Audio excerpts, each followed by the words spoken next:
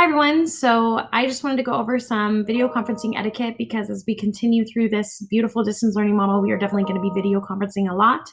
So I want to make sure that we know what the rules are. I also pulled all the classes and asked them, what do you want from your other fellow students? And most of them said that they didn't want background noise or distractions. So I just got 5 quick, easy tips for things that I think are important as far as our etiquette inside of our video conferencing meetings.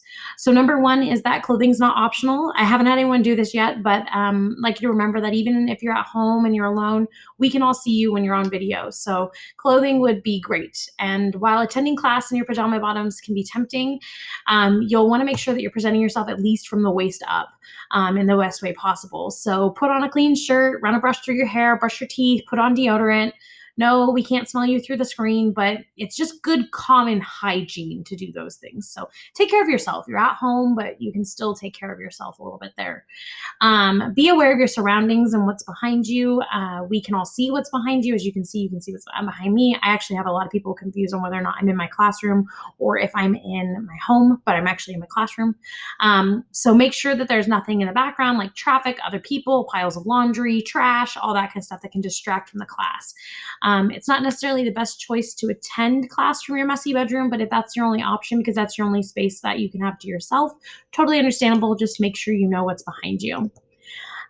If you want to address in class or ask a question or do anything like that, you can raise your hand physically or use the raise hand feature in our video conferencing. And I can call on you. You can unmute yourself and begin speaking. It's a lot better for you to just unmute and talk. Saves lots of time instead of using the chat feature. And if you are somebody who wants to indicate that you're done, you can say that's all at the end or thank you or something like that, and then mute yourself again. So that way that kind of indicates that you're done talking.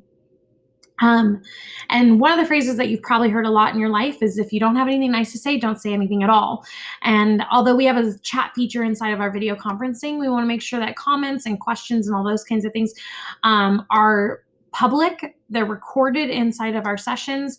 And just like you learned in a first face-to-face classroom in kindergarten, again, if you don't have anything nice to say, don't say anything at all. And lastly, and most importantly, is that mute is your friend. So once you log into the virtual classroom, you usually are muted automatically, but you can mute yourself at any time.